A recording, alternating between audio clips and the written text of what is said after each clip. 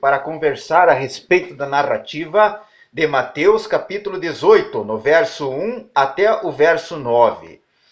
Trata-se a perícope de um questionamento em que os discípulos fizeram a Cristo: quem é o maior no reino dos céus? Então, Cristo, diante daquela indagação, ele chamou uma criança, colocou no meio deles e passou a fazer uma comparação, uma analogia. Quem não se comportar como uma criança, de modo algum, se a pessoa não se tornar como uma criança, de modo algum entrará no reino dos céus. O que quis dizer Cristo a isso?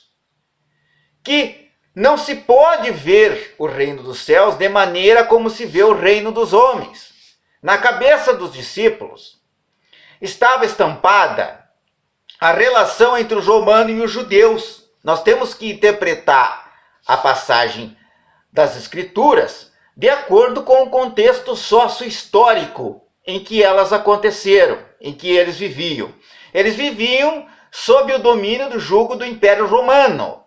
O Império Romano, que durou mais de 600 anos, ele teve domínio sobre a Judéia, sobre a Palestina, no século I, que é onde ocorreu a relação ali, o ensino de Cristo aos seus discípulos, que está a narrativa aqui, foi no século I que ocorreu isso, os judeus estavam sob o jugo, sob a influência romana. Então havia o imperador romano, havia uma hierarquia que dominava, que controlava e impunha impostos ao povo judeu. Então eles, com base na experiência de reino humano, de relacionamento humano, eles perguntaram a Cristo quem é o maior no reino dos céus, porque havia um maior no reino dos homens, que era o governador, na época, instituído pelo imperador romano. Então, como eles estavam sob o controle de Roma, eles achavam também que o reino dos céus havia alguém lá que estabeleceu uma hierarquia, e que essa hierarquia era conduzida de maneira semelhante ao que eles estavam vivendo ali. Mas não é nada relacionado a isso o exemplo de Cristo. O exemplo de Cristo foi no sentido exatamente oposto. Quando ele chamou uma criança, lá no capítulo 18 de Mateus, verso 2, e Jesus, chamando uma criança, colocou no meio deles. Ele passou a explicar: se vocês não se comportarem, ou seja, se vocês não removerem esses pensamentos de vocês, se vocês não mudarem o enfoque, mudarem o entendimento de vocês a respeito do reino dos céus, vocês não entrarão no reino dos céus. Vocês têm que ver o reino dos céus da maneira como uma criança vê as relações humanas.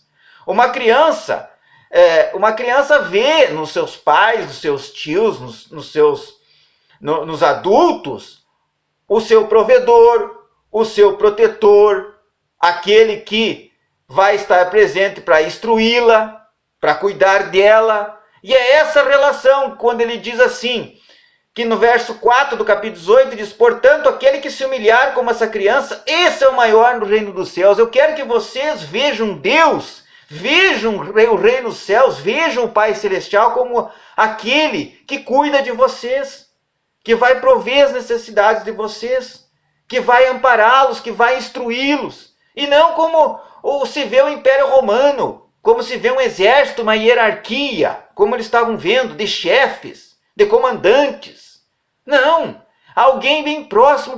Vocês têm que ser servo de Deus, vocês têm que se humilhar, como ele está dizendo lá no verso 4. Aquele que se humilhar como essa criança, esse é o maior no reino do céu. Para Deus se agrada quando você se humilha perante dele, quando você coloca de coração contrito.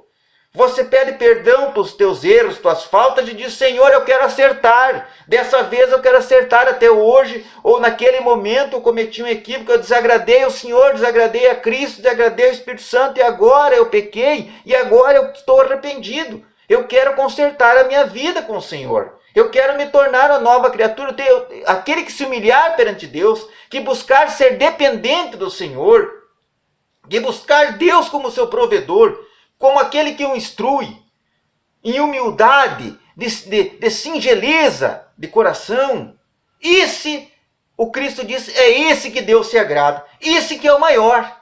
Não é aquele que consegue galgar uma hierarquia, que ocupa um cargo elevado, como eles estavam pensando que era como no exército romano, como na hierarquia de Roma estabelecido o império. Não é nesse sentido. Você não tem que entender Deus nesse sentido, o reino do céu. Você tem que se humilhar, você tem que servi-lo, você tem que ser submisso ao Senhor, pedir perdão, se colocar na dependência dele, na providência dele. E aí Deus vai se agradar de você e Deus vai te exaltar. É por isso que ele fala em outra passagem, Cristo fala que os últimos serão os primeiros. Tem outra parábola que Jesus fala. Porque esses últimos, eles não buscaram exaltação. Eles não buscaram, muitas vezes, ser o melhor, ser o maior. Não! Eles, de humildade, aceitaram o sofrimento que Deus estava imposto, aceitaram as provações e permaneceram firmes na fé. Permaneceram fiel ao Senhor. E é nesse sentido que nós temos que aceitar as provações do Senhor e permanecer firme na fé, nos colocar na dependência dEle, saber que tudo é para Ele, tudo é por Ele, que estamos aqui graças a Ele. É nesse sentido, se humilhar perante Deus, pedir perdão, se arrepender e ser uma nova criatura, que Deus vai ajudar esse ser humano a se desenvolver. Assim o ser humano se desenvolve, assim o ser humano cresce. Não é crescer em cargo, em aparência física, não é nesse sentido. Mas é crescer espiritualmente. É galgar postos espirituais. E não da maneira física, da maneira como a gente conhece. Da maneira como a gente conhece aqui na terra. Dos reinos, dos principados, dos exércitos. Não é nesse sentido. E aí ele faz uma advertência lá no verso 6 do capítulo 18. Qualquer um, porém, que fizer tropeçar um desses pequeninos que crê em mim, melhor lhe fora que ele pendurasse um pescoço, uma grande pedra de moinho, e ele fosse afogado nas profundezas do mar. No verso 7. Ai do mundo por causa dos escândalos, porque é inevitável que venha escândalo, mas ai do homem pelo qual vem escândalo. Então o que ele está dizendo? Ai daquele que faz o servo de Deus, aquele humilde, que se coloca na presença do Senhor, se desviar dos caminhos de Deus, se desviar da palavra de Deus. É nesse sentido o escândalo. O escândalo é fazer o irmão se desviar da palavra, fazer o irmão decair da fé, decair da crença, da humildade. O irmão que tem um coração puro ser corrompido pelas experiências do mundo, as experiências negativas que não vêm de Deus. Todo aquele que leva esse irmão para o caminho do pecado, que faz o irmão pecar, que tira ele da presença de Deus, que tira ele da devoção de Deus, é para essas pessoas que isso está falando, que é o tropeço, que é fazer tropeçar, fazer pedra de tropeço. Então tem que cuidar para não tropeçar, irmão. É fortalecer. Qual é o conselho que você pode dar para o irmão? Fortalecer na fé, fortaleça na obediência ao Senhor, fortaleça no arrependimento, fortaleça numa renovação de vida de acordo com a vontade de Deus, de acordo com o ensino de Cristo. Fortaleça numa vida de fé e oração, e não em coisas mundanas, não em pecado, não em outras formas que lhe afastam de Deus. É nesse sentido. Isso que é fazer o irmão tropeçar. Isso que é o escândalo que está falando. É tudo que atenta contra a lei de Deus, contra a vontade de Deus.